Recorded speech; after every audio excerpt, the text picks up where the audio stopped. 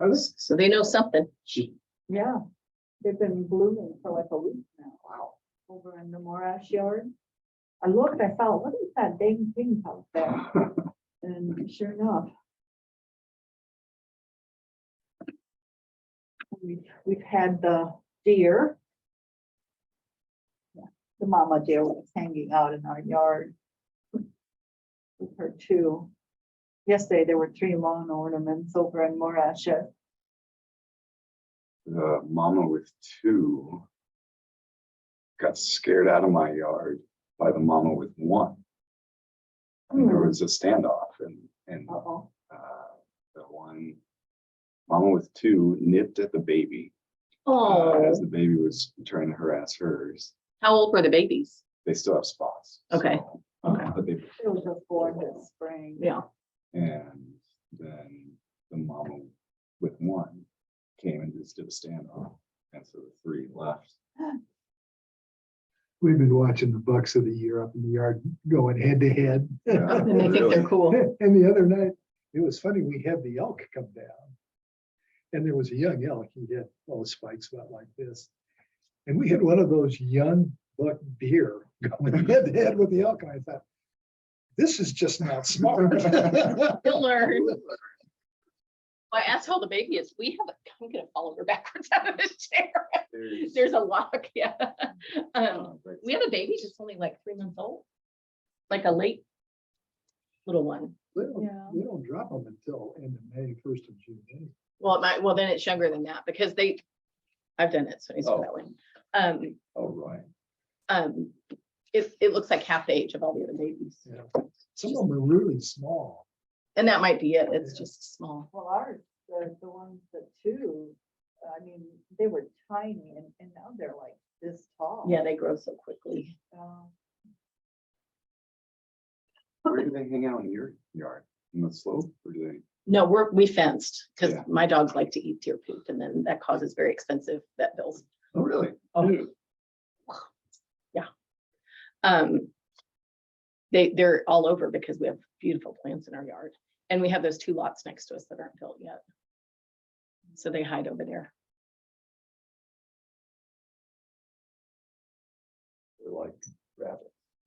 Mhm. They're like, All the oh, rabbits are over there the too. twins had twins. Yeah. And those twins had Are- twins. Like, And now we have 800. yeah. Fenced off in the area where we have our vegetables. Anything else to do with it. Mhm. They eat everything. They eat. And we put in critter fence, but we had one mama rabbit that got through and she made a little nest. You could watch her come in with moss and stuff and she made this nest. She had a little litter. Wasn't that a possum? that was there? It was a heartbreaker. Because we were sitting there watching. Oh. Well, had something similar happen to me. You guys know Paul Hendricks, right? They asked me to watch your chickens while they were on vacation. And he called me and said, how's the chickens? I said, all 6 of them are great. He said, 6. Apparently a possum had gotten in there and killed a bunch of them. Possums are vicious. Yeah, they are. You don't think of them as being, chicken killers, but they are Yeah. nasty. I saw for the first time ever a porcupine dead on the road. I don't think I've ever seen a porcupine here. Here in Washington? Yeah, Are on you sure it 14. was a porcupine? It sure looked like it. What else could it have been? A mangy possum. No, no. No, it truly had quills. I didn't know we had them here. I didn't know. I didn't that. either. Yeah, it was on 14, probably about a mile past the bridge. I haven't seen any dillas up here though. No, I grew up in Alabama and we didn't have armadillos, but we got them now.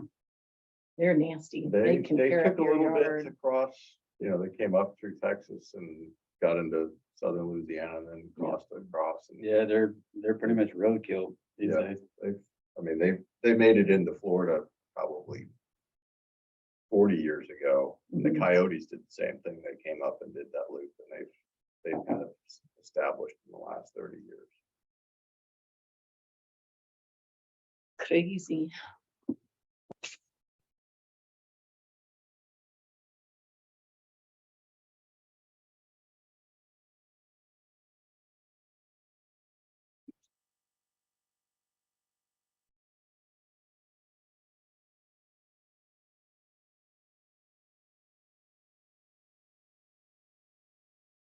Well, it is 6 o'clock. Yeah, that's a little bit fast, but you're at 6 o'clock. Well, God save the king. That's how you get on TV these days. Well, let's call this meeting to order. Do you have anybody online with us, Ben? Charlie was gonna be online, I think. He hasn't joined us yet. We've got a couple attendees online. For those on the phone, if you would like to speak, please raise your hand by pressing *9. *6 will then take you off of mute when the chair recognizes you, or raise your hand using the Zoom functions at the appropriate time, and we'll monitor those. To notify the chair, please keep your comments to 3 minutes at a time. Thank you, Ben. We're on now to our public comment period for items that aren't on the agenda. Mary, what have you got for us tonight? Well, I think I'd like to complain about something today, not just tell you about something. You know, those new condos down on Rock Creek or Vancouver Avenue, their driveways are so dang steep and they're so close together.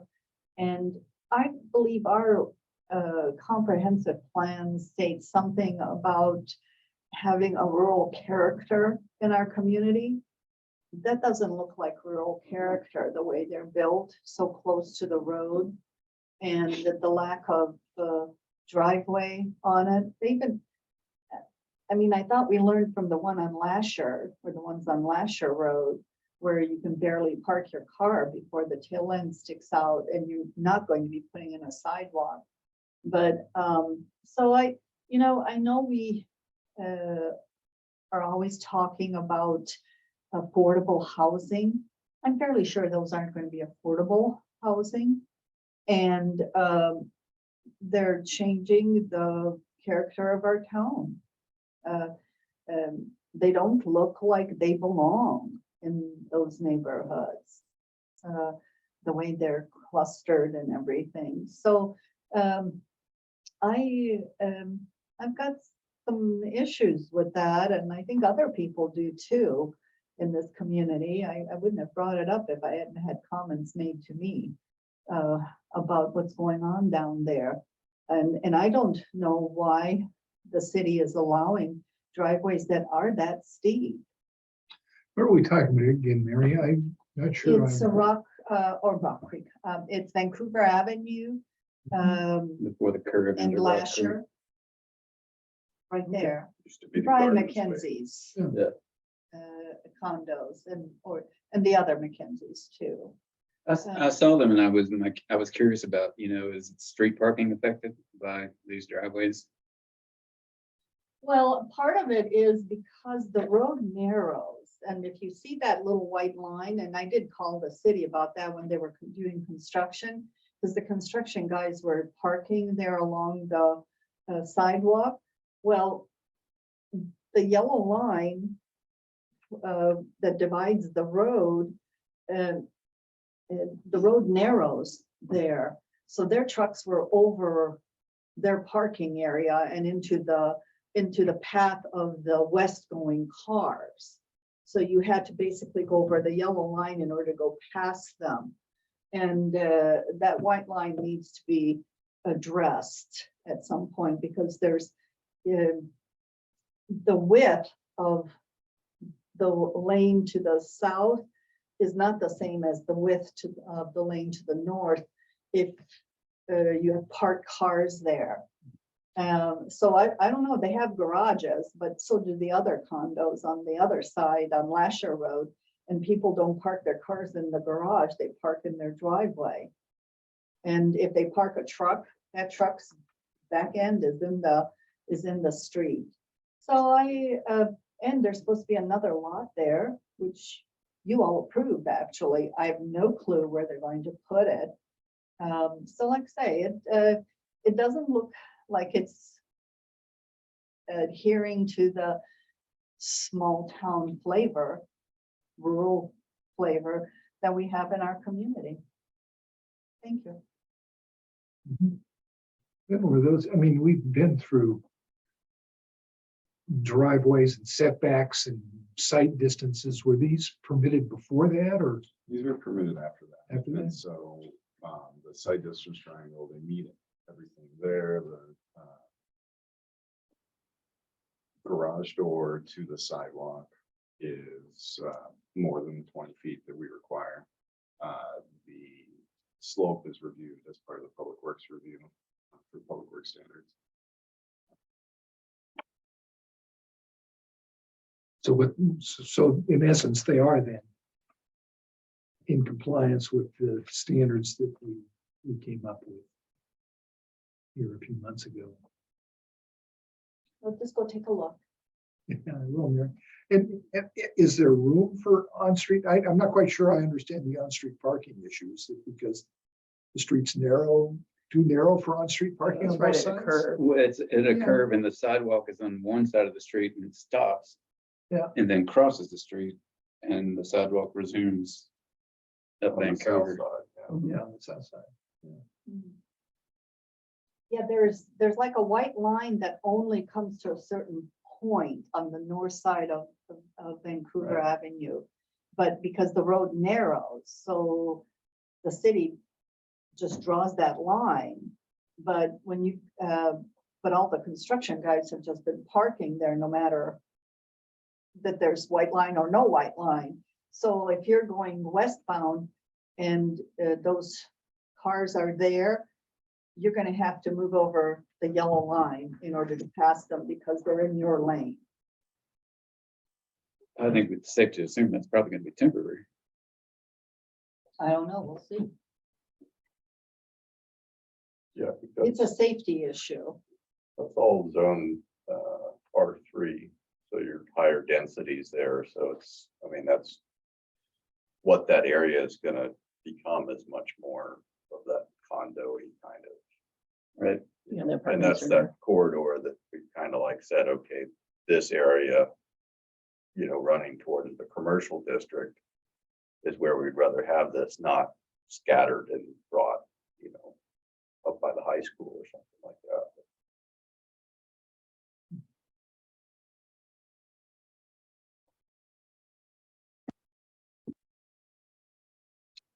Well, yeah, I mean, if the contractor's trucks are out there blocking traffic, that would suggest to me that there isn't room for on-street parking. I think. There is up to a point and then you don't. Yeah, I think the curve kind of impedes, you know, I know that the current or the pre-existing condos that were there on the corner coming down from Lasher onto Vancouver. Right. There was maybe 3 spaces along there, but then as you came down towards the curve, I think maybe there was one more before you got to where the original driveway was going up there next to where the garden was. Hmm. So I don't know that there's, you know, that there ever was much potential on-street parking in for those 4 lots. Well, something to take a look at, I guess. Yeah, just from Google Earth, it looks like the curb to curb width is about 28 feet. Which if you do 2 10-foot travel lanes and an 8-foot parking lane, that would be our small street standard. I believe it's our small local street standard. This is not categorized as a small local street.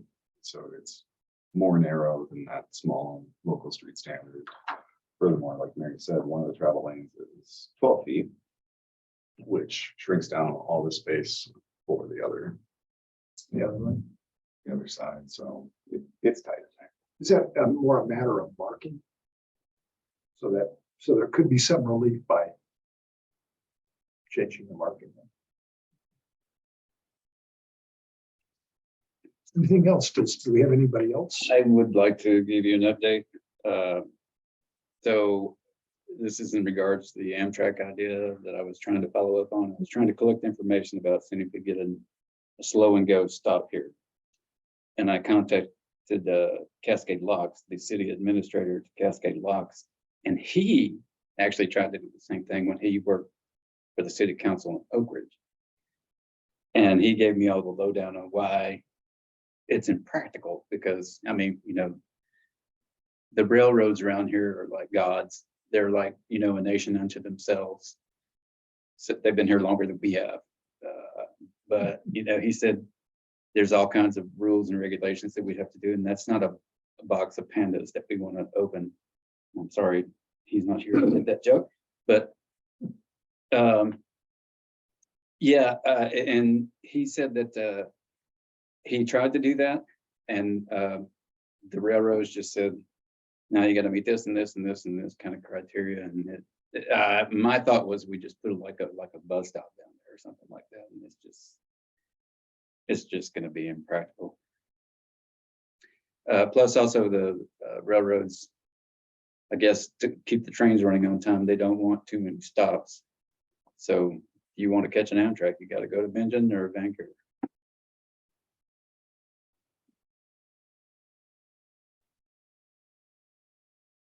And we've seen nothing but an increase in the number of trains on both sides of the river. So those are sort of the main lines. You don't have some of the options you have, for example, in the Seattle area where you have multiple lines. There's not a lot of space between the road and the river to add much more Yeah. No. in some places. Other places there's a little more. Anything else? Do we have anybody online, Ben, who would like to? Nobody was raising their hand. Okay. Well, let's move our agenda to our first item of new business, or only item of new business, which is the property line code. You want to do the, I want to do the minutes. Folks had a chance to review the minutes. Yes, sir. Do we have any additions, corrections, deletions, clarifications, alterations? Move to adopt. I would second that. A motion, thank you, and a second. Any further discussion? All those in favor, please say aye. Aye. Opposed, say nay. Motion carries. Okay. All right. Now we can go. The major item of the night, I would say. Well, this is a public hearing coming up too, isn't it? No, it's not. It's It's a public hearing on, on the comp plan. this is a referral to you from the city council. They will. their hearings Thursday. Okay. So we don't need to go through our standard appearance of fairness criteria on this particular. Okay. So do you want to give us your staff report? I'll briefly introduce this. So the planning commission has been working on changes to the property line alteration code, the subdivision code, as time permits for quite a while. The planning commission lead on that is because it's things that you deal with all the time, but it's not something that is statutorily directed to you as zoning is. In this case, the city council wanted to accelerate the review based on advice of the administrative team here at the city for boundary line adjustments. So in doing that, we pulled several sections that had been reviewed by the planning commission and set aside to do a full public release draft on a more comprehensive update and include them here. And so those are sections 1, 2, 3, and 4 of the draft ordinance that consolidate things that happen for all of them. So a pre-application conference might be necessary for any type of proposal. Say that once. Fees are necessary for all the proposals. We're going to say that once. The 5th section of the draft ordinance is about boundary line adjustments, and that's one that hadn't yet gone through the planning commission for review. The draft that's in this ordinance was put together with a lot of assistance from city legal counsel to incorporate case law that's been happening in other communities too, to set this out. Generally, what this does is it stops relying on the land division code to review things that fall into the Public Works Standards Code. So it just refers to that instead of having a sort of separate thing here and a sort of alignment with Public Works Standards. It totally aligns that. It also puts some guardrails on proposals that would just have a lot more neighborhood impact than a typical boundary line adjustment that you think, hey, the previous owner built your shed on my property and I'd like to get that property back. Can we agree to this new boundary line? Go to the city, hire the surveyor and get the boundary line just moved over a few feet. This is for those that might happen much more frequently, involve a large number of lots, and just create neighborhood change much more on the scale of a subdivision or short plan, and it would allow denial of that and direct those proposals into the short plat subdivision code. So those are the proposals that are here. It was reviewed by the city council at their August meeting, at which time they referred it to you. And did more public involvement on that. One of those was SEPA analysis, and the comments that we got from the SEPA analysis were limited to Department of Fish and Wildlife that said, hey, as you go through this, make sure that the surveys are showing the habitat, areas associated with habitat on there. We also didn't require monumenting the new lines where that's the surveying stake in the field. New lines, when you establish them for subdivision or short plat purposes, need to have a stake put in the ground. This is mine, that's yours. This is what you're buying. That's what you're not buying. We're including a monumentation requirement in with boundary line adjustments for that same purpose. I think that covers the intro.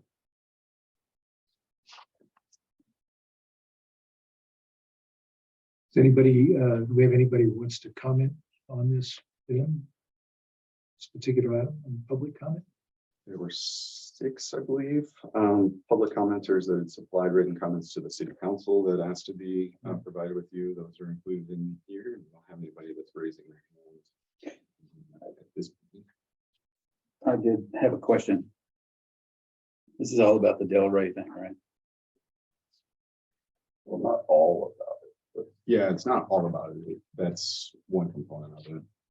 I've never really understood the whole Del Rey thing. There's like 2 Del Rey streets, but it's my understanding that the city owns the property between the 2. Del Rey is a continuous right of way from Kanaka Creek to the back of Homeward. the elementary school. Yeah. And only half of that right of way is developed.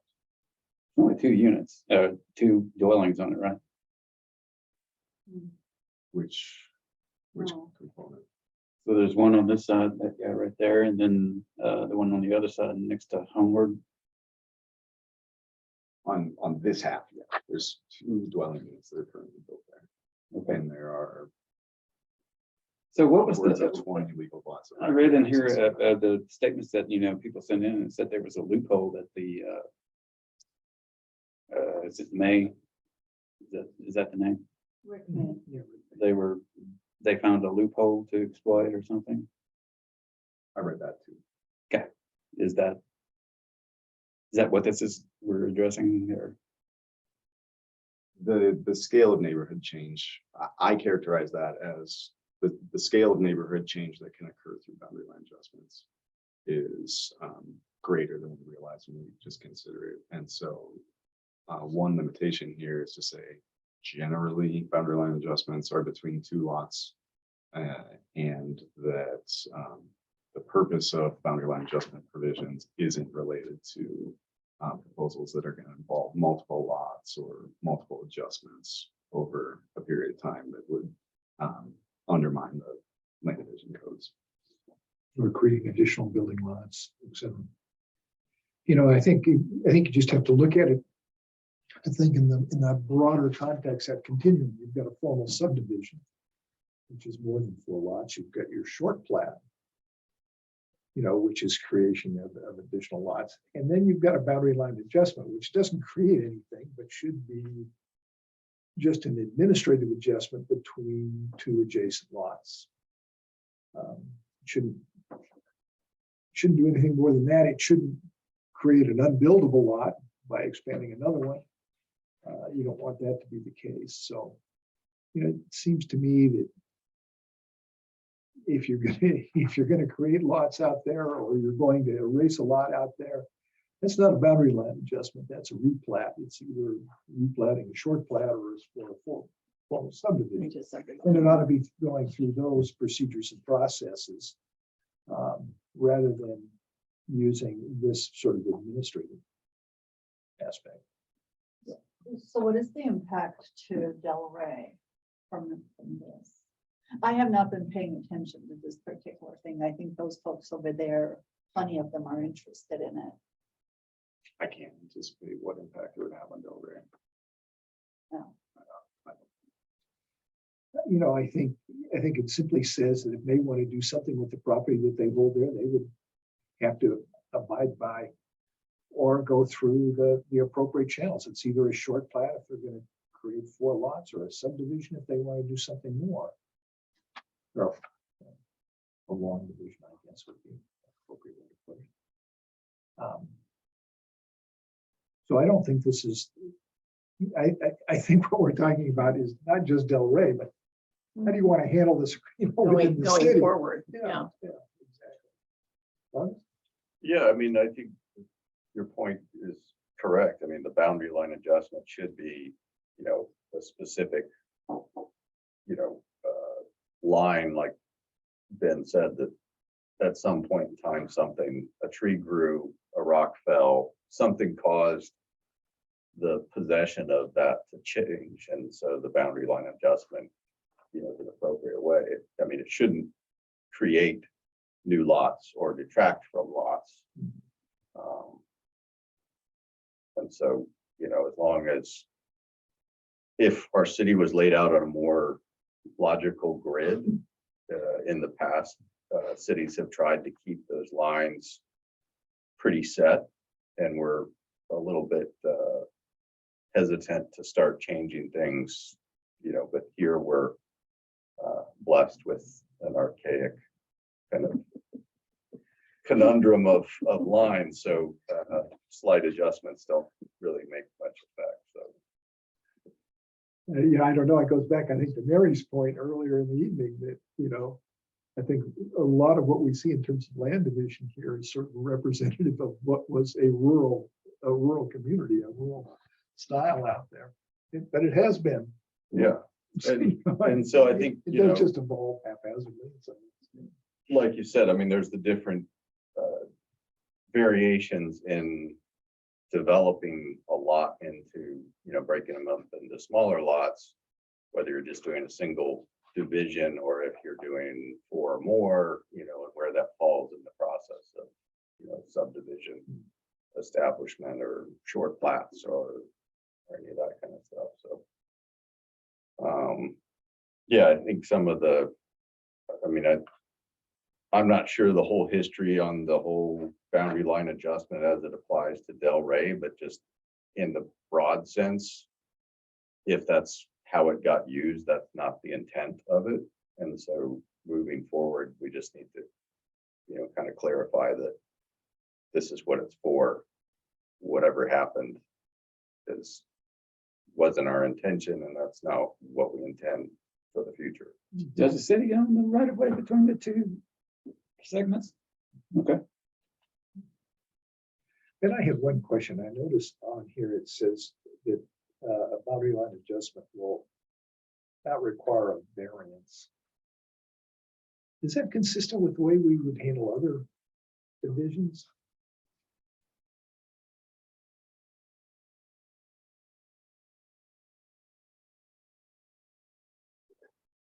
It would depend on the case.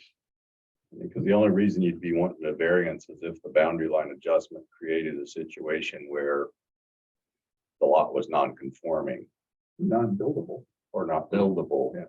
And, because of the creek or whatever, you would need, some relief to be able to make best use of that. So I think those possibly could be used in tandem. But generally, no, it shouldn't apply to a variance if you're just doing that. a boundary line or a lot line adjustment. Yeah, that was my question, in part because, if I say I wanted, was having a hard time finding that building site because of terrain or some natural condition there. Would that variance be then associated more with the building permit and not with the land division itself? It'd be a release of restriction as far as like your setback on one side because the other side's a cliff. And so you would apply for variance to, reduce that so that you could still build there. But I think if you had to get a variance to get the boundary line adjustment, that probably would raise a few red flags. I think, And it undermines the administrative process involved in. Right. variance. So where a short plat that involves a variance is going to a board, where a subdivision that involves a variance is going to a board, where our residential planning and development that can permit the same things as a variance that's going to a board. This would just be asking a staff member to say, sure. This is more an administrative approval, so you don't have that public hearing or that assessment of what the impact of the variance would be.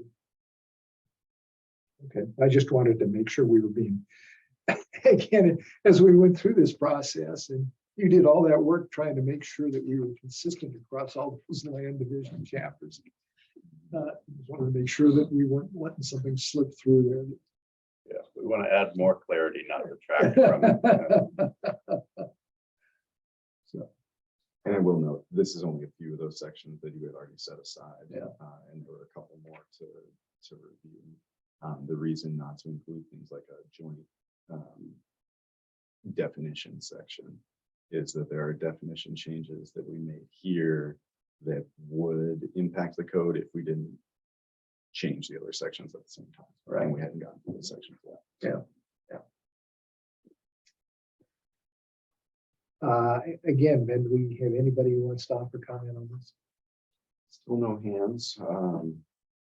There's the function on Zoom for those that may wish to comment, or there is *9 for those who are on the phone.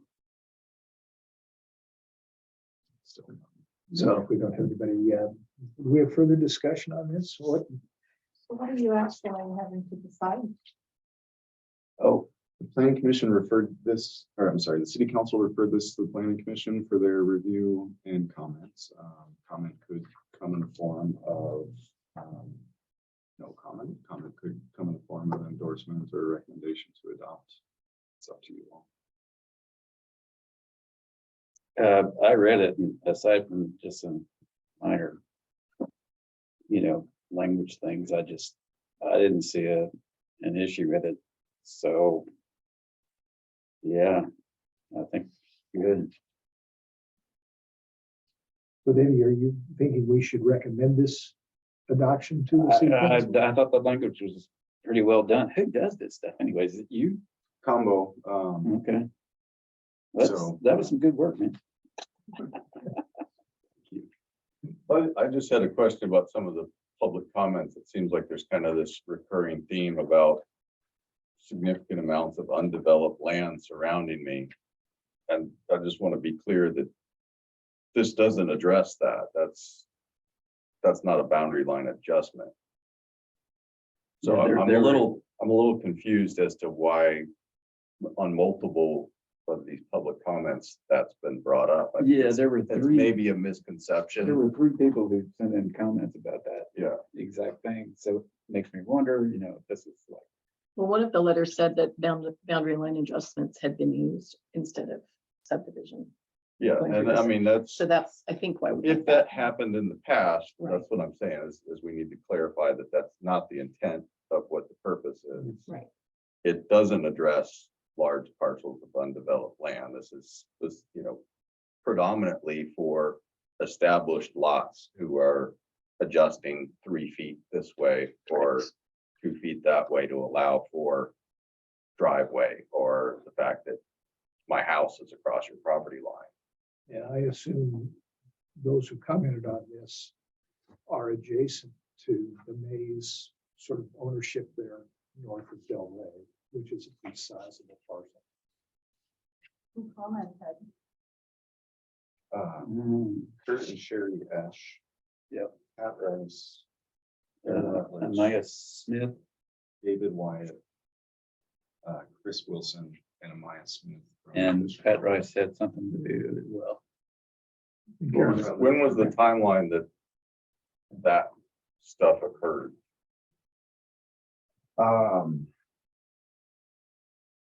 Pre 2018? 2018. Okay. And post. And so as I filter that,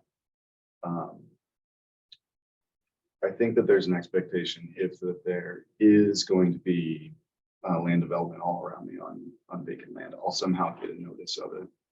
And I can be involved in the process. And where right now, there's no notice required for boundary line adjustments. That's, Well, I mean, because typically it would be between the two neighbors that obviously are involved in it. They would know the neighbor across the street that is not substantially affected by the fact that the garage is just gonna move 2 feet over on the property line. So that, like I say, I believe there's this misconception that this applies to something that it doesn't. Yeah, I think there's just a concern by some of these folks that the boundary line adjustment could be used to circumvent the Short platting, plat and Yeah, short or a subdivision. long plat, Mhm. and that they would not get notice or have that opportunity to comment. You know, whether or not that's, in fact, I don't know, you don't send out a public notice on a boundary line adjustment, but I'm not so sure, even the way the existing boundary line procedures are set out, that you could really do a major development or subdivision with a boundary line adjustment. I was trying to figure out how that would work, and I couldn't do it. And one of these folks said they don't even own property here anymore. That was the actual second. Oh, Eshons, Terry Eshons, that, the last parcel on, She says, well, we no longer own property in Stevenson.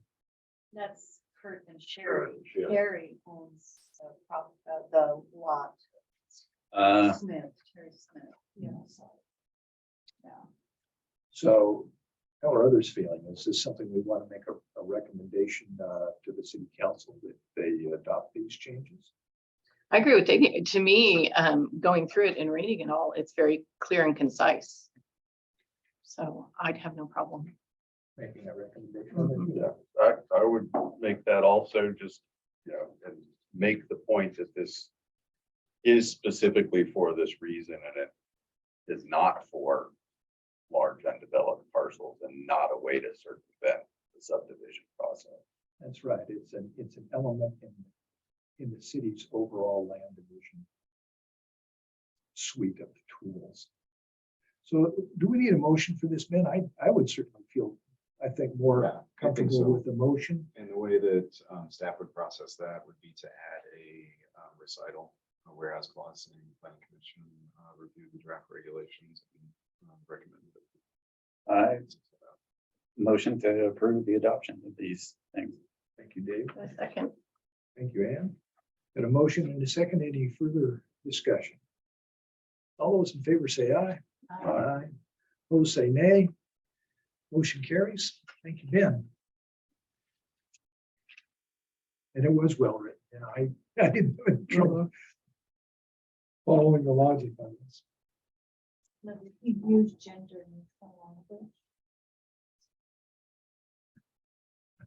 So word helps with all that. I think so. I'm trying to remember now, Mary.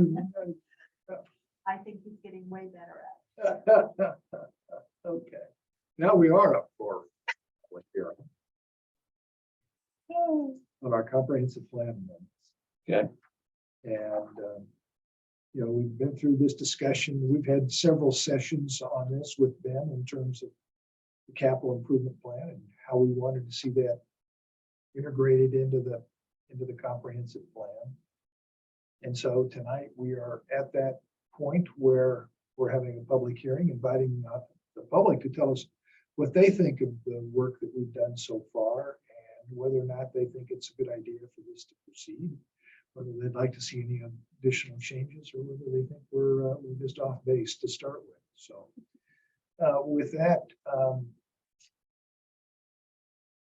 Ben, do you want to go through the appearance of fairness stuff, or do you want to give I us don't a think we staff? need to, because this is a legislative, it's acting on an amendment, or it's acting on an application, but it is still legislative in nature. And so you don't need to go through that. It would be exceedingly difficult since you were so involved in the drafting of it all. So you're very well aware of this, but because it doesn't apply to a specific piece of property, we shouldn't do as part of this. Okay, all right. Well, then why don't you give us a summary of what I think we're all probably Sure pretty thing. familiar with So anyway. you all set aside a public release draft of the comprehensive plan amendments that have been various stages of being worked on since 2019 when the city administrator submitted an application. That application was put on hold during COVID and picked it back up during this biennial amendment cycle.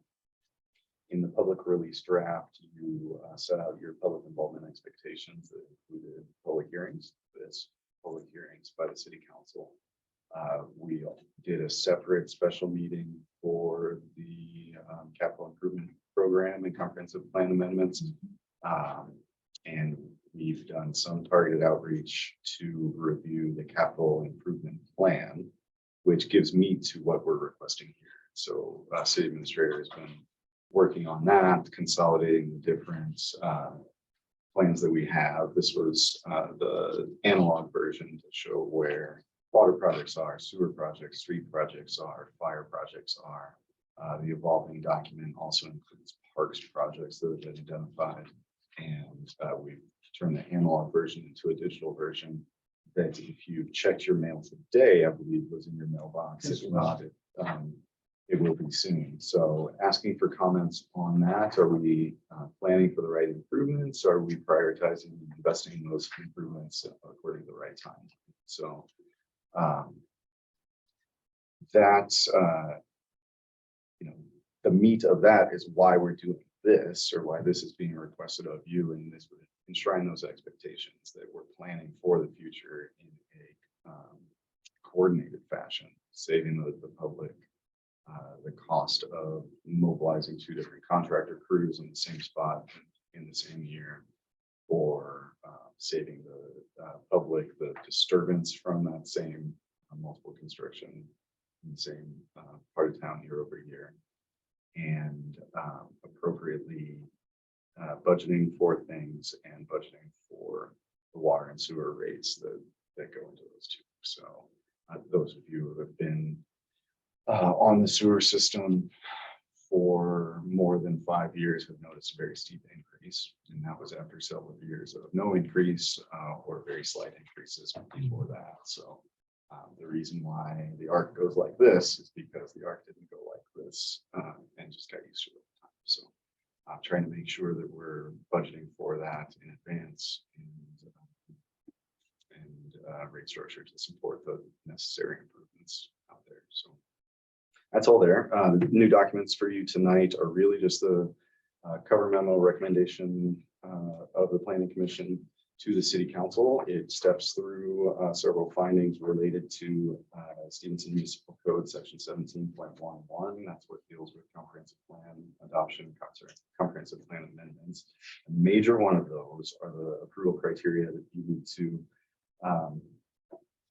review for each amendment on page 3 or page 31 of the packets. And then what follows is the amendment document as you have reviewed in June. I have 2 editing remarks to note. There was one misspelled word within the comprehensive plan where it said HIG quality instead of high quality, and that'll be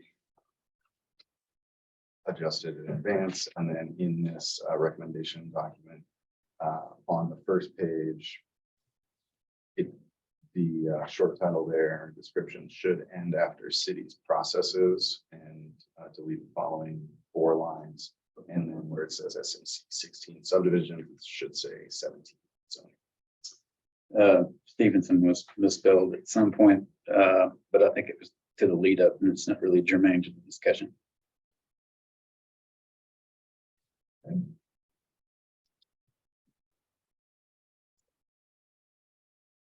Thanks, Ben.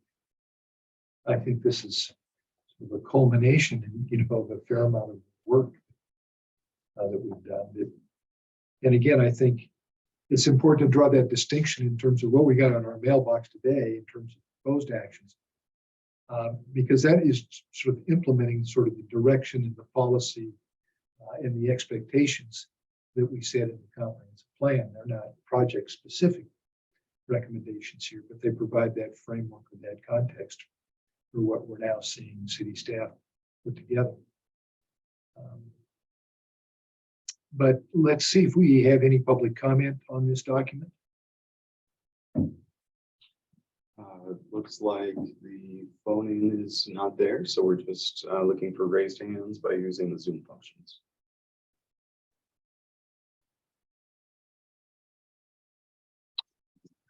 Okay.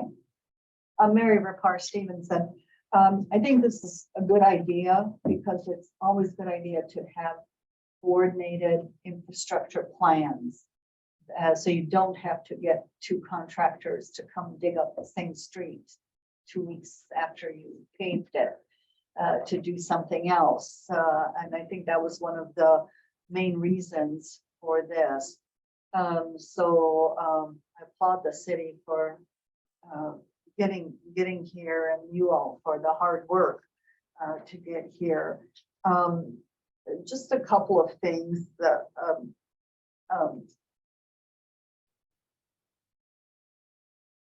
money is always an issue with infrastructure. And so one of the things I just want to put my 2 cents in for this is hopefully anything that's covered in here is something that residents, how can I say this? Residents shouldn't pay for the cost of infrastructure that somebody wants because they want to develop their own properties.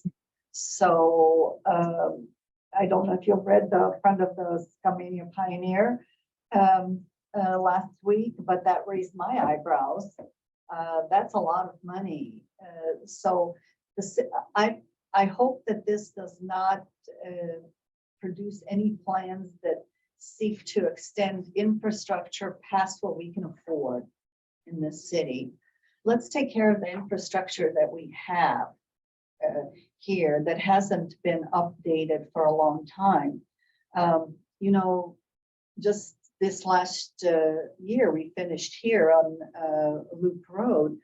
Well, some of those, the old water lines are from like way back. And they have to be fixed before we do something new. The residents who have put in their time and effort in this community deserve some payback in getting their infrastructures kind of taken care of before we leapfrog to someplace undeveloped. So I hope that that's kind of included in here. That as we're coordinating this, that we also put in the cost of any future development that has to happen, so that the residents who live here now that are already paying a high price for living here don't have to pay for more development in the future. Now, this might be a little bit off base, but I would like that to be kind of the thought process there, that whatever we're doing with this, the upgrades and the updating, that it's for old stuff too, and not just new stuff. Because new stuff is always easier to build. It's really hard to take care of old stuff because it sometimes costs you more than not sometimes, it costs you more than the new stuff to develop and that, so. Those are just my thoughts, thank you. And I think, Mary, that observation is a good one, and I think was captured in the original language of the comprehensive plan, and I think what's here sort of reinforces that. But I think you're right, rather than leapfrogging out, to a distant parcel of land for development and investing public funds to provide those services. That's not the most effective use of public funds in terms of extending those services, at least in my mind, it's not. I mean, I think the comprehensive plan says our annexation ought to focus on those areas that are developed and adjacent to the existing city, rather than establishing pockets of development out there. I don't think the city has an obligation to improve the marketability or the development of lands that are not ineffective or smooth or cost-effective growth for the people of the city. So I think that's a good observation. I think, Mary, it was one of the meetings you said it's okay to say no periodically. And bigger is not necessarily better. Well, I think you can say no. Again, you need to be fair. If you're telling someone no, you need to be fair about how you do that. And you're not setting a standard that you wouldn't apply to anybody who poses those questions. Sort of ties into that consent discussion we had, that last meeting we had. Other thoughts? We've been through this. Do you want to go through the findings? Here's in a targeted fashion, for those approval criteria. So we're looking at page 31 of the overall packet. You need to make a finding that each amendment is consistent with the state statute for planning in code cities, and that it's internally consistent with the comprehensive plan and any interlocal plan. You need to make a finding that the amendment serves the public interest. You need to evaluate certain things when looking at the public interest, and that there are other findings if it relates to the future land use map or an individual piece of real property, which this doesn't. And so there are some findings that follow there related to that. Apparently there are 2 number 3 findings, which I didn't see until just now.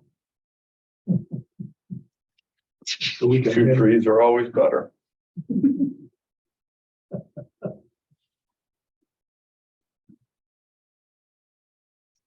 want to have a motion made? Yes, if we're ready to make a motion. I'm ready to make a motion to approve this, finding that the proposed amendment is consistent with the state statute and then internally with the remainder of the comprehensive plan, that the city has not interlogical planning agreements for this amendment to be inconsistent with. The proposal will serve the public interest, especially through an anticipated effect on city budgets, the provision of urban services, improvement of public health, safety, welfare, alignment with community values, and implementation of specific plan elements. Furthermore, the amendment is unlikely to negatively impact natural systems, and the proposal does not involve a comprehensive plan map change or specific real property. That cover the legal basis. The proposal is consistent with SMC 17-11070. I agree. Was that a motion? That wasn't mine. I second. Okay, we've got a motion in a second. Is there any further discussion? We're basically approving this document with these findings. That motion was not that, but Well, that could be a friendly amendment. August, that we're adopting this. Are we recommending it to the city council to adopt, or are we adopt? you're recommending adoption. Recommending Okay, adoption. that to the was city my- council, That was your Subject- intent. I knew what you're saying. subject to these findings. Right, I thought that's what I had said. It was Yeah. clear to me. Okay, okay, And I'll second it. all right. It's clear to you now. Just so we are now clear in terms of what we are voting on. Okay. Any further discussion? All those in favor, please say aye. Aye. Opposed, say nay. Motion carries. Thank you, Ben. Thank you, planning commission members. 2 years. Yeah, we Good got through progress. it. We got through this. I can remember those whiteboard exercises. Thank you, Ben. So this supersedes our comprehensive plan? Is that what I'm hearing? The city council adopts this, which they will hold their own public hearing on Thursday, but not adopt until the following meeting. Then these 32 pages will slip in the same fashion of the previous amendments lived in. Okay. All right, Ben. Thought of the month.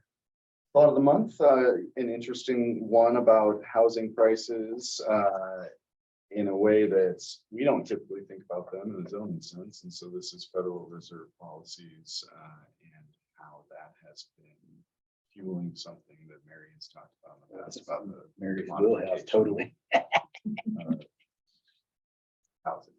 So you see corporations buying up the housing stock, and that can have a large effects on the price of housing area, especially if they gain a substantial foothold or proportion of the stock in that area. So, Federal Reserve policies are partly responsible for that. Yeah, I read the article. It was very interesting. Did y'all get a chance to read it? Yeah, it was, I hadn't thought of that aspect of it. I do, in the back of my brain, know that housing policies being affected more than just population growth. But when they started talking about California and how our policies as of today affect homelessness and renters. I always say, we want to be a nation of homeowners or renters. And if we're just renters, renting is just a different aspect that people don't feel like they belong when they're renters. I lived in my rental here, I know, for almost 29 years, but I think I was special. Most renters just move on, and human beings are nesters. You want your own space, you want your own land, you want your own house. It's easy to point the finger at the Federal Reserve. We're all part of this problem, but we keep talking about it. Nobody's doing anything. That's why I think legislative bodies need to gird their loins and start making noise like that. We need like 10,000 New Zealand premiers. If you read the thing, and she did well during the COVID crisis too. That kind of attitude, that's what you need. You need to question these policies. Who are they affecting? And all these effects, that homeless issue doesn't just affect the person that's homeless. It affects all of society. Look at Portland and the changes in Portland. And so suddenly you become restricted in your own city. You can't do anything because you don't feel safe. And you've got tents everywhere, and you've got people who are suffering. So, something has to change. Other thoughts? I thought it was a great article. I didn't read it. I should actually You have to probably, go read it. It's a I really good usually article. pick one up at the grocery store. I need to subscribe. Well, the whole corporations, I'm sorry, Manny, the whole corporations buying property, it's interesting personally. We've used a corporation to buy a property in Sun River. Do you know how many Sun River properties are owned by corporations because it's a vacation destination? I can see that happening here. Yeah. And it's really interesting. We just had the lot next to us sell for half of what we paid for our house. I mean, prices are still going up in Stevenson. They're not in Camas where we came from. So it's interesting to kind of watch the demographics. Yeah, when you compare corporate finance, Mhm, the mhm. individual citizen financial, When it changes, who's in the property. it does. If I'm a corporation and I'm investing, I'm not in the mortgage market. Mhm, I'm in the Exactly, capital market. exactly. It makes a big difference in terms of how you access the resources and how you play them out. Yep. So you have rising mortgage rates. That puts the individual homeowner at or at aspiring homeowner at a disadvantage. Yeah. Corporations, face increasing capital costs, but not like. But not individuals. with the mortgage payments. Yeah. But I That think was a great article. my concern about the struggle with housing in the community is we seem to be looking for a silver bullet out there, and there isn't a silver bullet for this. It's not just zoning. It's where are the financial institutions? Where's the contracting community? Where's the realtors?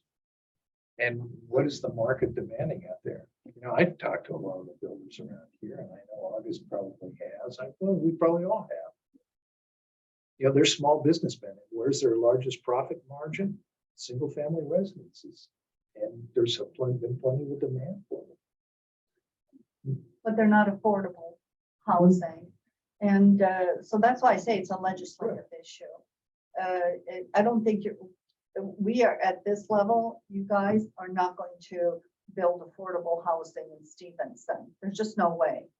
In the Homeless Housing Council and the Affordable Housing Council, we're having a meeting, so we'll see what we can do together. But we're never going to be ahead of the capital market. That it needs to be controlled. It needs to be regulated. And you can't have somebody buying 10,000 homes, a corporation, and like they did in 2010 and 2009 after the financial crisis, and which that article makes very clear that the Fed was responsible there for a lot of the problems. You can't do that and say, oh, we have a homeless crisis. Well, hello, you probably have a homeless crisis because a lot of those homes were underwater. People were left without those homes, and some of those people are probably on the streets. And there's families on the streets. It's not just people with mental problems. It's people who actually are employable, but they can't make enough to afford housing. And as pointed out in that article, the salaries of people have not kept up with housing costs. I don't know how much a worker would have to make to do a $600,000 home. How much per hour would you have to make? Right now with a mortgage, a lot. Yeah, and it's not, we'll never have affordable housing in this area unless we get control of capital markets for housing. Well, we've got, affordable housing in the area. I myself am a recipient of subsidized housing. So it can be done. It's just, you got to find, the people who There's are not willing. enough of it. No. There's not enough of it. And from the data I remember collecting, like pre-COVID 2 years ago, to with the baseline average earnings in Skamania County, it kind of topped out to, I think, 230,000 is that's the max that somebody that is earning the average income here can Pre-COVID. afford. And there's nothing out there at that price point. So what options do you have? A very limited supply of, assisted. Well, and I agree with your premise too. I mean, all the people I know in San Francisco were only there because it's rent controlled. Because there's no way you can, somebody who makes as much money as I do can buy a house in San Francisco. Well, so, and I've suggested a lot of this is going to have to be done through the public-private, perhaps, partnership. And like all our young people, if you want your young people to stay in your community and they can't afford to live here, what do you think is going to happen to them? They're not not gonna live in here. Portland, I guess. I They're don't not know. gonna- Well, they can't afford to live here, but there are also no job that can keep them here. So it's Yeah. this It's a job double-edged issue. thing. And then, you get that discussion of, well, we need to increase our potential for downtown for having new businesses. And then you get, it becomes a whole kind of cyclic situation where everybody's waiting for someone else to make the first move. When I worked out at the golf course, it was just like, nobody at the lodge lived in this town. I mean, they all came from somewhere else. But we're a destination. Yeah. We have a lot of that. Well, we've always had people working outside this community, 65%. So that's been for a long time, except for maybe when the dam was being built and we had people Yeah, actually temporary living, district, temporary living spaces. But, I've suggested to you all for young people, maybe we need to invest in some small villages for 18 to 25-year-olds. So, like little community settings in Carson and other areas where kids would learn to live on their own, in a safe environment, but have a roof over their head and have something affordable. And they could live here and work the jobs that are here. And then maybe they can go off to college and do their thing. But I have subsidized housing too. But I'm hoping one of these days to be able to pay $1,500, but that's not happening at this point. Oh, look, And yeah. So, like I say, this is a legislative issue. I don't know, like our city council, they write a letter and say to whoever, the Fed maybe, and say, hey, we've got a problem here. What are we going to do about it? And how do you control corporations from buying tens of thousands and foreign corporations? I'm sorry. I lived overseas. In other countries, foreign people are not allowed to own more than 49% of anything. They can own 49%, but a person in that country has to own the other 51% or have control over it. I don't believe in selling our assets to foreigners who just come here so they can make money off the backs of our people, especially up in Seattle with rents. And that's a really biggie thing up there. Well, you have the systemic issues that are legislative, Mary, or congressional or their state. But I think the real answer in the near term is right here locally. And I think there are initiatives that you can take, and you talk about public-private partnerships. You can use housing trusts. There's ways that, in a nonprofit sense, you can move into those capital markets and utilize those. But it takes some vision and some leadership, and the community needs to come together. It's not going to be the city council working on its own, or any other organization or agency, within the county. It requires that partnership, and you need to reach out to the banks and the contractors as well. There needs to be a desire, I think, on the behalf of those folks to create a community that's livable. Maybe we should get the two or three banks in town to give a presentation to the city council on what is actually going on in the mortgage market. What do they see happening here in our community. I'm on the Homeless Housing Council. We have $300,000. Now, my cohorts see that and they say, well, we don't have enough money to do anything for a homeless population, like building affordable housing. Now, the affordable housing guys have some money too. But how do we leverage that $300,000 into building affordable housing? You know, like we're talking here, it makes your brain hurt to think about it. Like, where do you start? To me, it's like going to the head of the class and saying, Joe Biden, you know, this is a problem here, and it's you need to say something to the Fed about housing and the problems that are promulgating in our society because of your policies. Just like Miss what's her name in New Zealand did. You know, it has to start Just in somewhere. order. You got to start bitching somewhere. I got a You man can't just crush sit on her. and talk about a problem. You have to start doing something about it. I couldn't agree more, but you know, yeah, you could bring the banks in, you could bring the builders in, you could bring the real estate Windmere, agents in. yeah. I'd like to know, you know, in terms of the availability of subsidized housing, what is the demand that we have? Do we have a waiting list? I don't know. Log app can tell you that. Yeah, I know. At least a year is, I think, what we were at One of the, last year. you know, one of the huge things, my mother-in-law moved in Texas into subsidized housing for 55 and older. Mhm.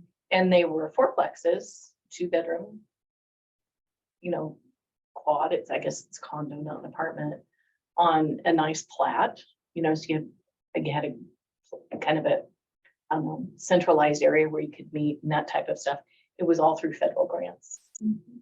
So, you know, it's finding a great grant writer and looking for those grants federally and state. I'm sure the state has grants for, you know, that would be huge in getting enough money to actually, and then come to us to start the planning, the zoning on an area that, you know, but that's what it's going to take. Well, I think you start to then get into the issue of to keep that price point to where you can offer affordable housing. What is it that you have to actually build and create? And you start to get stuff that really doesn't fit in the nature Of this area. of our community. So Very it's much so. kind of this double-edged thing of it's an acceptable variation, I guess, is what you have to kind of do. And there's, I mean, you can do things aesthetically to the outside to improve it from looking like a quad. Yeah. Or just an apartment building. Right, but those also come at an expense, and if the idea is that we're trying to provide the most economical housing we can, unfortunately, it's gonna look pretty economical. Yeah. And so, And not small town. right, and so there has to be a kind of an agreement that that is the direction that we need to go because we don't have any other option. Mhm. And where is that gonna exist? And then who's gonna wanna live next door to that? And so it becomes a great larger discussion on, you know, I don't want that in my backyard, but that's a great idea. Let's put it in your backyard. And how do we actually get, you know, movement on that instead of just always talking about it? Yeah, that's why I think you need that sort of leadership across the community. You know, I spent a good portion of my career writing grants. Right now, I spend a good portion of my time approving grants. And I can tell you now that if the city were to write a grant, I bet you it wouldn't be competitive. If the city and a number of the other organizations here all teamed together and said, hey, here's our plan. We're all together as a community on this. You become infinitely more competitive because everybody's out there looking for those grants.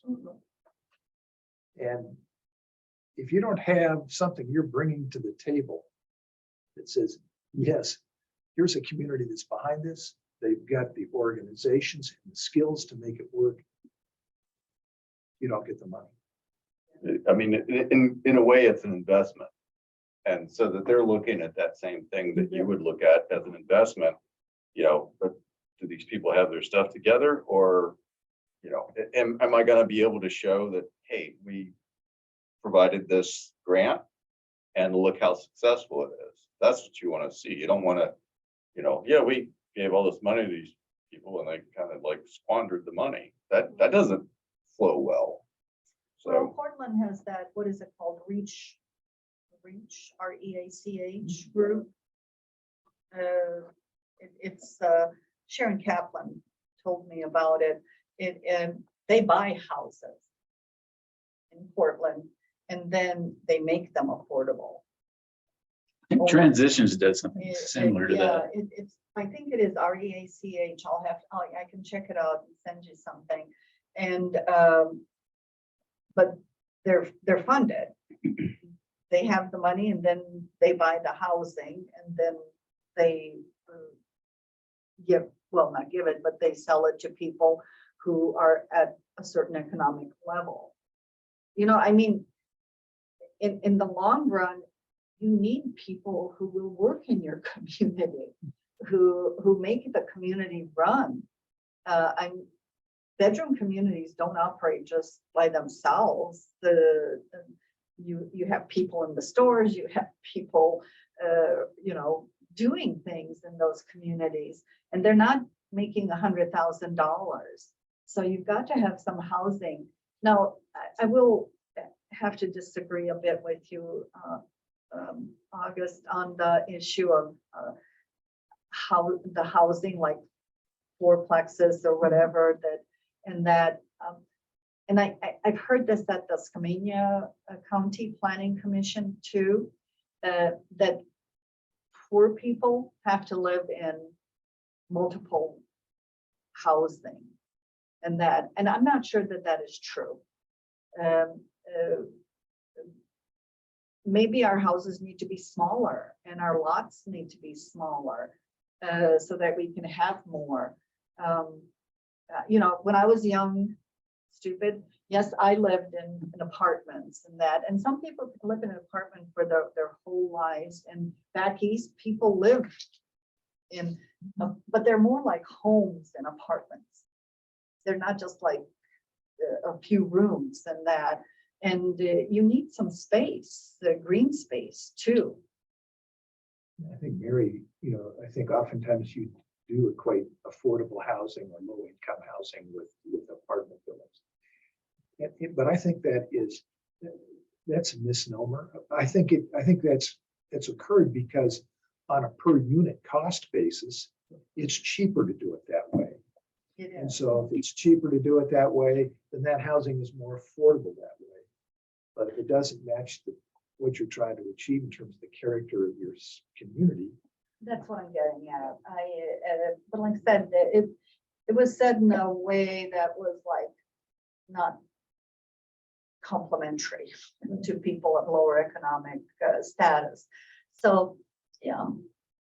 It makes yeah, sense. I'm not saying that the only way to get affordable housing is to do fourplexes. I think you can provide a mixture of, I mean, it shouldn't be like, yep, there's one, because they all look exactly the same. I mean, it should be a little bit more organic but you know, the price point really is the major thing. If you have a lot and it costs so much and you can only do so many units on there, you can only cut that pie so many times. And so in places where you have the ability to cut it more times, that brings that price down affordability wise. You know, does everybody need, you know, that low level? No, we have multiple levels, and providing affordable housing doesn't mean that they're all $80,000, but some are 80, some are 120. You know, you've got that spread in there, and those could be represented by different building structures. Like I say, it makes your head hurt Well, it does, but you know, there's an interesting example, whether you like it or not. Cascade Locks in the late 70s and 80s had a major urban renewal project, federally funded urban renewal project. That was because the whole community was there. They wanted to do it. You know, the grocery store, the hotel, all that stuff. That was all an urban renewal project. It was all funded. There was a lot of community and engagement, involvement. There was support by the local congressional delegation. But there was an investment that community was making as well. And, you know, without that investment in terms of support and resources in the community, you're just not competitive for these funds. You know, so one of the things that we look at in doing, you know, habitat and watershed, you know, improvement grants is, what do you bring into the table? How are you leveraging these dollars that we have?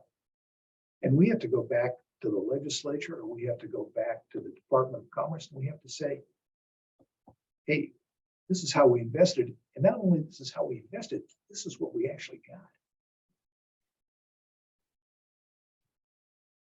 So it's tough. It is, but I It's enjoyed not the impossible. article. It was a good article. It was a different aspect of it that I will be calling Mr. Biden tomorrow. It's one more aspect that we had out there. Yes. I suspect his calendar's kind of full. Too bad, too sad. Get a start. I believe he's going to a funeral. Start at the top. He is going to a funeral. He won't be there. Okay, Ben, you've got some staff reports for us? I do. Public access and trails plan for shoreline areas is moving forward. We've got consultants that we hope to finalize contract with on Thursday. No, that's what you volunteered me for. Okay. Yep. And so representing the planning commission will be Commissioner Ray on helping us do that forward. So he'll join City Council member David Wyatt and some others that we staff members to help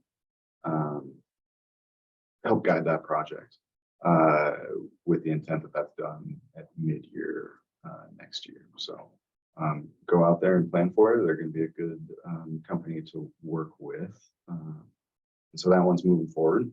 Downtown parking, there's a little bit of movement on that for the on-street component.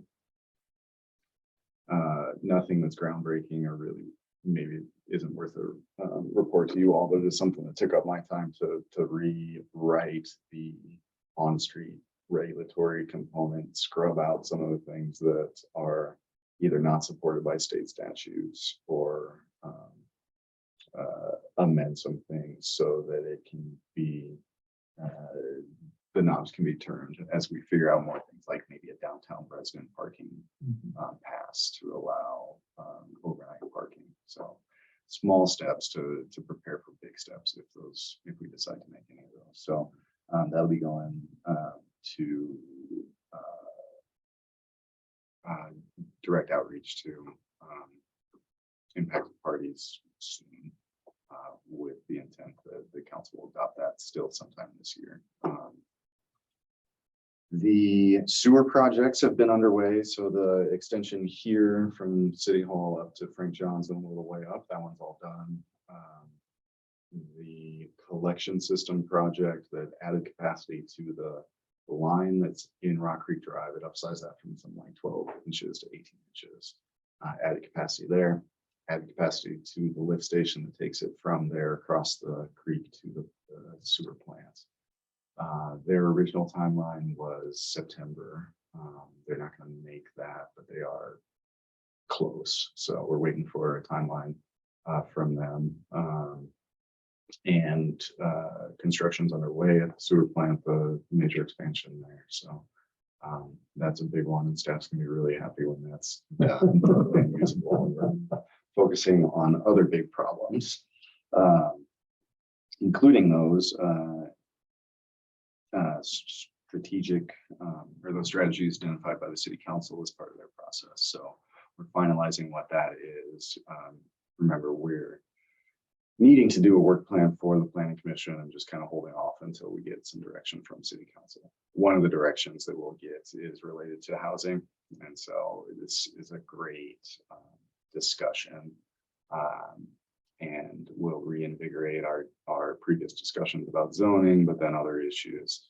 The strategy, as I understand that, is to be really targeted, figure out the tools, evaluate the tools, which ones we should pursue. So it's more of strategy setting there that'll allow us to move forward with specific discussions on different ones.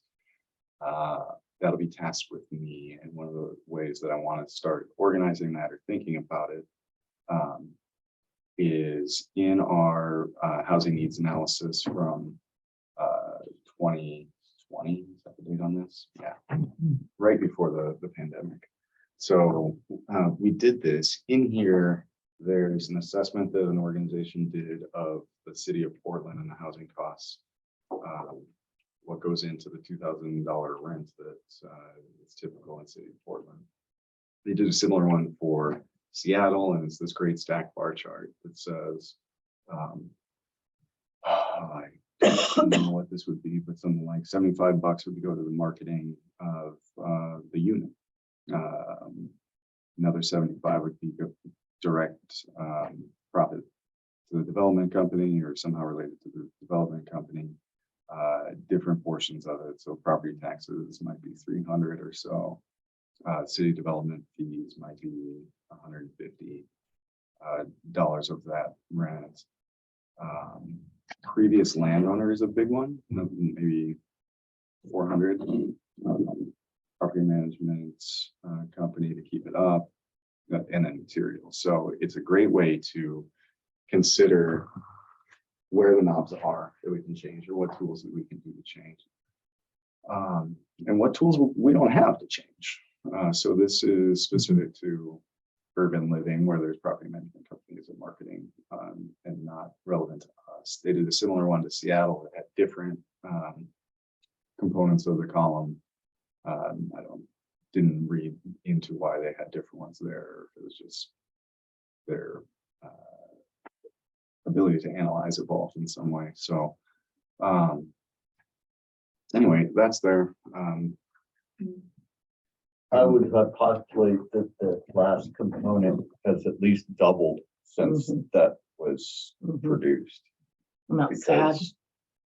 Because although the prices have come back down on materials, we're still basically, at 100% of what they were 3 years ago. And so, Ann, you mentioned the cost of just bare dirt. Shocking. It's shocking.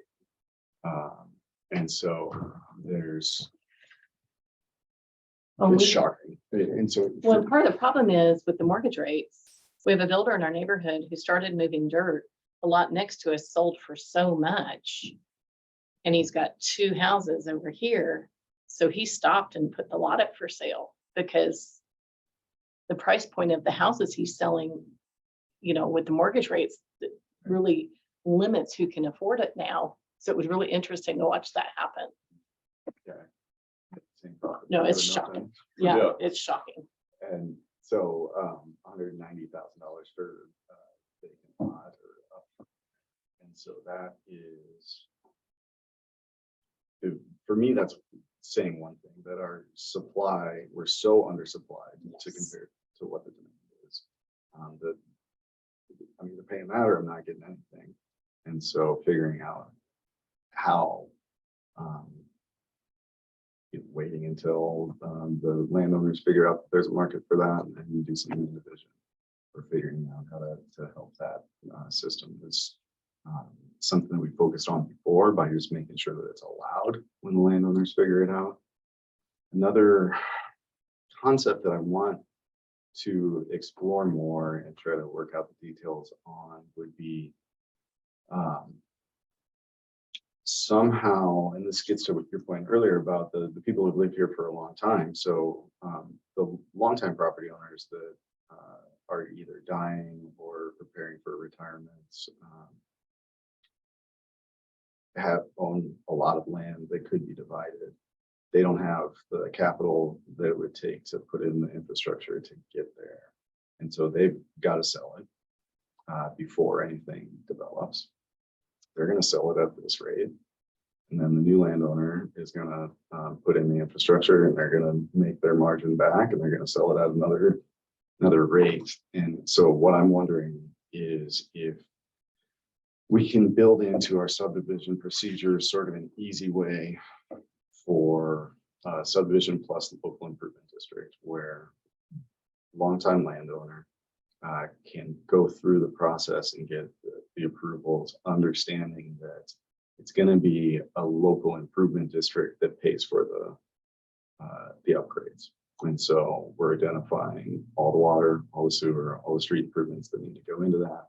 That's going to cost $1 million. That $1 million is going to be paid back by the 25 lots in that subdivision over a 20-year period. And so I think that that's something that's broken right now, is that there's no access to upfront money that it takes to develop by existing landowners. And the putting those wheels together, where a local improvement district operated by the city would provide that, just isn't. We're not making that connection right now. So better making that connection might help. We then get into we then get directly as a city into a discussion of, but you're destroying our neighborhood. You're doing something that's out of character with what we're doing, instead of It being a private party. position that you all sit in. So things to navigate there, things to help figure out. But that orange is a big component of this chart, and we do have some knobs to turn for the orange section. One part of that always, will reoccur is, how do you maintain control over those things that you've earmarked as, we want to keep this as a low income type of development. And then in 5 years, it's been sold and bought out, and suddenly it's $400,000, where you're like, no, it was supposed to be 200. Somebody made money on there, and it wasn't the ideal or intent that we started out with. So how do you create restrictions on that type of thing going forward, with in mind that we're not restricting this because we're being, oligarchs, but because we're providing a service for the community, and that's why the restrictions are in place, is to protect that. There are Yeah. deeds to do that, and I think I sent you all an article like 2 years ago, what Aspen and Jackson Hole did. They put a 30 to 50 year deed restriction on those houses, that they can't be sold for, I can't remember, it's like 10% over their beginning value or whatever. So they remain affordable housing, and you can make it more than 50 years even. I mean, there's It's a there are special things deed. that you have to do there are little gimmicks that you have to use, in the same way with, making zoning changes or making investment potential for, private industry or whatever, is you have to be able to kind of combine all of these individual gimmicks into a broader, agenda of, this is what we're trying to achieve, not just these little tiny bits here and there. It has to be all kind of, in tandem, and work to really achieve the goal. But that takes a lot of leadership and thought and planning, which, is hard to do when people say, well, we want something now, we want a zoning change because it's going to change everything. That's not going to change everything. If we broke every lot in the city in half, I guarantee you that probably most of those lots would be bought by people who don't currently live here. Mhm. And then where are you at? You've just exasperated the problem. Yeah, and I think too, as you look at what we have zoned for various different uses, That's one thing. How are those areas that are zoned being utilized? That's the other thing. It kind of goes back, I think, Ben, to your improvement districts situation. How do you provide a landowner with some incentive where he decides to move? He decides to develop that. Because, you know, you can zone all kinds of land, but if a landowner doesn't see a return or doesn't have some incentive to develop it, that just keep it. Value keeps going up. Yeah, or they sell it to somebody who does develop it, turns it into 20 lots at $600,000 a piece. Sure. And it's completely defeated the whole purpose of the intent that we started out for. Or you give them an incentive, build them a house on there and say, this is your lot for the rest of your life, and you give it to your kids, and then the rest of the property gets developed. I mean, you have to be a little inventive here too. You know, a person maybe say you don't have to pay taxes on your lot for the rest of your life.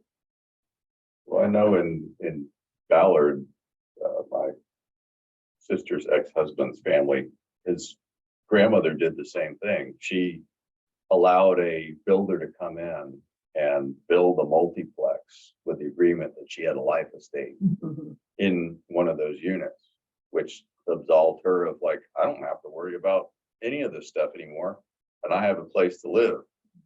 She lived until she was 102 years old. Good for her. Yeah.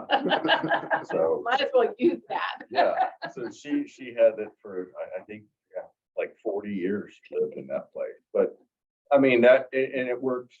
It was a gift for her because the single family house that was on that lot, she couldn't keep up with it. You know, the lawn needed to be used, you know, the roof was in poor repair. So those kinds of possibilities are certainly out there, and they're mutually beneficial. Yeah, but certainly, I think some of the housing trusts we've seen are an attractive way to do that too, because they can acquire the property, they can build the structures, they can sell the structures and still continue to own the property. And so they have a lot of the same opportunities in terms of accessing the capital market that a for-profit corporation does, but a lot of the tax advantages that can help. But, you know, like I said, there's a lot of tools out there, but you need that sort of cohesive commitment and leadership within the community. If you don't have that, you've just got a bunch of tools. Well, it's going to take the same amount of work that the comp plan did, with the entire community being involved in it. And that's a public participation thing, and it took us, what, 18 months for that plan. So it's not a short process, but again, you know, we have the Homeless Housing Council, we have the Affordable Housing Council. I think things are starting to dovetail in because you all are talking about it, the city council's talking about it, affordable housing. So, and maybe, you know, you can start something in the community to have that bigger conversation. What do you guys think? What is and I think this goes back to our conversation like 4 or 5 years ago. What is affordable housing? And we never did have a consensus on it. Well, and what are the parameters on who gets to live there? Yeah, it's kind of a moving target too. Yeah. I mean, you know, you talk about all these investors coming in from elsewhere, you know, buying up all this stuff, and you Well, know, that's why it's controlled. right? And you know, you can't just start something that's going to make money for other people. It has to benefit your community. Right. Yeah. No. I totally am on board with that. You also need to be able to say, what is it that you need? How much do you need and what do you need? You know, part of the problem trying to get anybody engaged, whether it's a governmental agency or whether it's a private investor, is to you walk in there and say, we need some affordable housing. They're going to say, okay, what's that? How much do you need? Where would it be located? Who else is out there that's willing to help? Mhm. If you can't answer those basic questions, you just don't make any progress. You know, one of the issues here is, when 4 or 5 years ago, our median income was 26,000 something, under 27,000. Then with in situ and Google and other things, it went up to 56,000.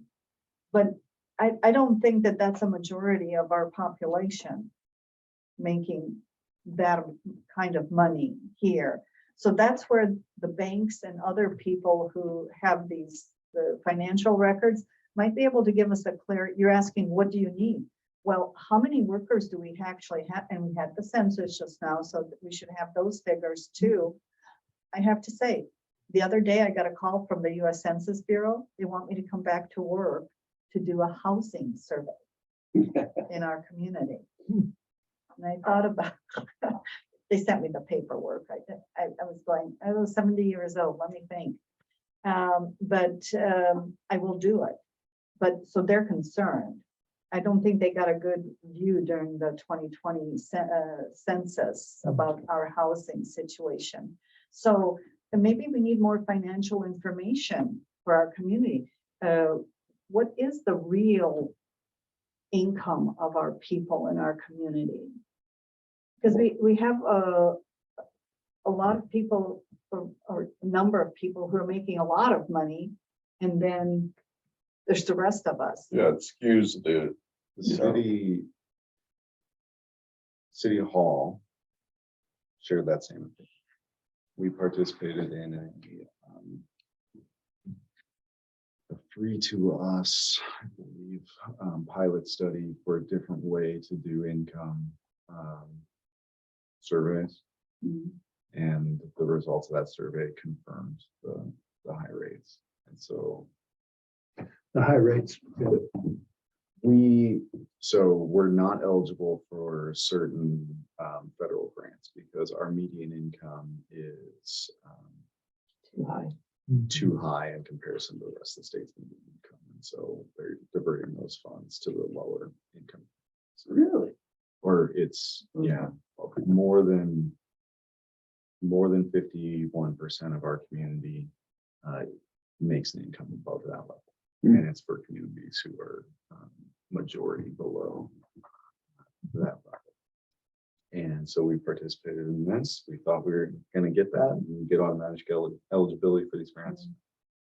well, I mean, it makes sense, because you look at who lives here, who can afford to live here now, Amen. and where are they working? You know, and so you're skewing that whole data set to one side, because only people that can afford over a $400,000 house are starting to live here, which means they have to be able to afford that, which means their income is higher. The people that used to live here that can't afford, they're having to go somewhere else. And so, you know, it really is you know, a little bit inaccurate of the data set to make those assumptions about, you know, why we're at where we're at with the current conditions, you know, because it's not the same story. Well, and you have to ask the business people too.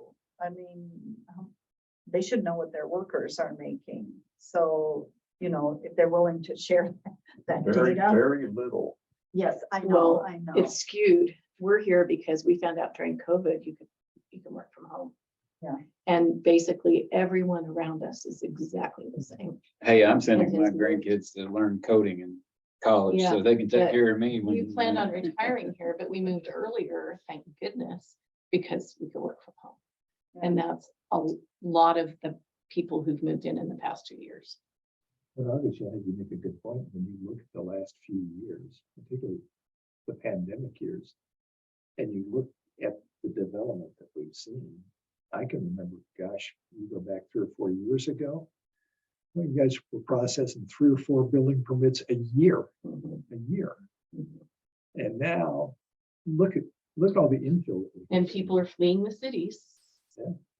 And we're not the With cities. their income, because they're still working Yeah, yeah. at those jobs. They're Yeah. just moving here and buying property. Yeah. And then that skews the data. I mean, it's, again, it's kind of, you have to look at where are the rural roots of the community and how are they being represented?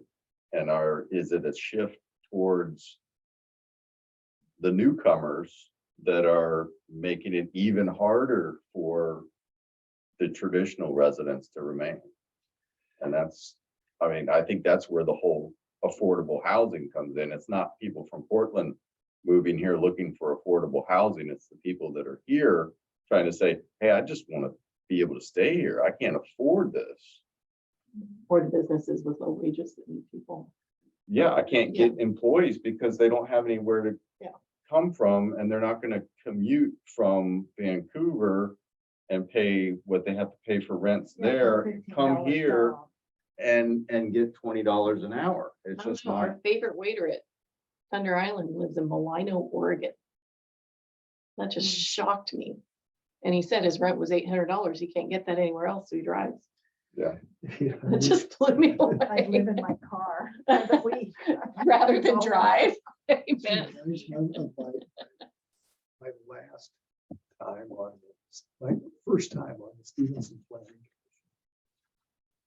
was when the lodge was going in. 93. And the EIS came in and I looked at it and I says, where's the economic impacts segment of this? What are we going to do with the local workforce? Where's it coming from? How much are you paying? And one John Gray was very angry with me. I started asking some questions. We got an answer. and It wasn't a very good one either. Now, see, at that point, it would have been nice if they would have said, hey, well, maybe you should build a 10-unit hotel up there just for your workforce. You know, yeah, you can't expect people to live in a community and work for minimum wage or even $15, $20 and try to do 3 jobs just to make some rent if you can find a place to rent.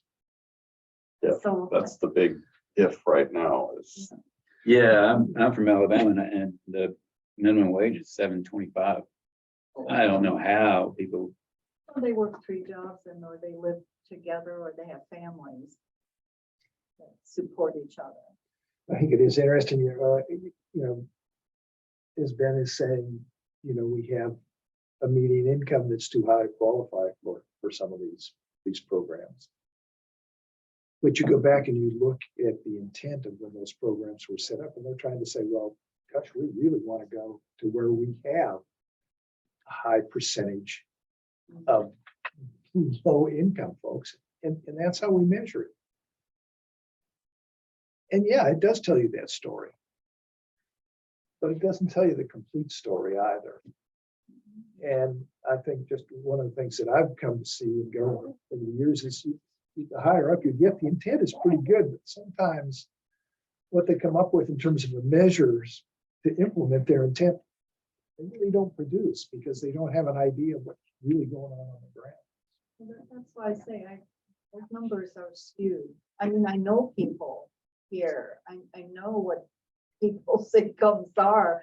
And yes, there are some very high earners in our community, but there is still a lot of people who are not like over 50,000 or even 40,000 or even 30. So how do you find out the true numbers? I think you accept those as a true number, but the measurement is just wrong. So adding some measurement of how quickly has your number changed. Changed. Well, yeah, Yeah. 3 years, 4 years, that should tell you something right there that there's something wrong. Okay, before you all leave, tomorrow night or tomorrow afternoon at 4:30, our Pacific Standard Time, we're having the Rural Suicide Awareness and Prevention webinar through the library. You do have to sign up for it. It's an issue in rural areas. Our Grange is putting it on. We're doing it with National Grange and the Rural Minds.org, which is a anti-suicide or prevention and awareness group working specifically in rural America. And the flyers are at the library, but there's a sign up we're, yeah, the Easterners are at 7:30, we're at 4:30. And that, and then our next film is State of Grace, an inspiring journey of resilience and renewal on September 27th. That's through the library. You have to sign up at the events page for that. And that's for our Critical Issues of Our Times film series that the Grange puts on every year. But this, I had a run through this morning with them, and it's an hour-long program. If you know anyone who, and there is a new number, I don't know if you all know, 988 is the National Suicide Hotline now. Totally cost-free. So yeah, if anybody wants the flyer, they can have it. Thank you, Mary. Thank you for a good discussion tonight. And any other business you need to bring up today? Any other thoughts? I just, I thought the presentation last week was excellent. The more I thought about it, I was like, it doesn't just apply to, you know, a municipality, that this same strategy can be used universally, and that as long as you're basically empathetic to whoever's going to be affected most, and you can address those issues, you know, you're always going to be on a better side of the situation. That's a good point. Are we gonna do that again, or they're gonna keep doing that, right? The idea is that staff is, and then you will notice the benefit. As, We'll vicariously absorb the, yeah. So let's all start studying and seeing how you behave and how you talk to us. But you know, a great example of that is how could you use that process to address some of the housing issues that we have here? Right. You know, how do you bring those people together, and those folks that, you know, might be the opponents out there in terms of, well, you know, I'm really not interested in having low income housing here because it's gonna. Not in my hurt Yeah, in my backyard, yeah. And so it goes back to those basic principles. How do you get the right people at the table? Well, like I said, it applies to, I mean, I was like, I can use this at work when I'm trying to get somebody coming to work on the weekends, like, hey, I know this is really gonna affect you, but, you know, so, yeah, I thought it was a really good, you know, kind of insight into a different way of thinking about how to do things. And I think it's a much more empathetic and human like process. I agree. I enjoyed the distinction of, you know, consent versus consensus. Yeah, I thought that was useful. Yeah, I think there were a lot of gems in there that can be applied kind of a lot of different things. That's it. That's all. Anything else? Do you have a motion to adjourn? I'll motion to adjourn. Yeah, Second, on there. stand adjourned.